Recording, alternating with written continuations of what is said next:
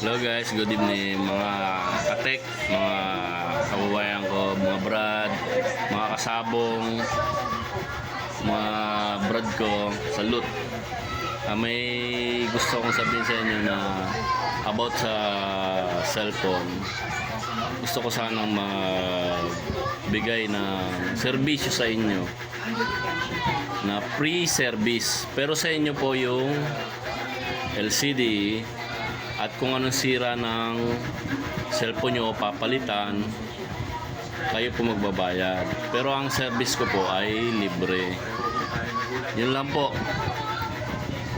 Yung mga nakapollow, yun po ang aking priority. Follow nyo po ako, share nyo po para sa makalam sa nakakarami. Kahit saan po gagawin ko po yung cellphone nyo.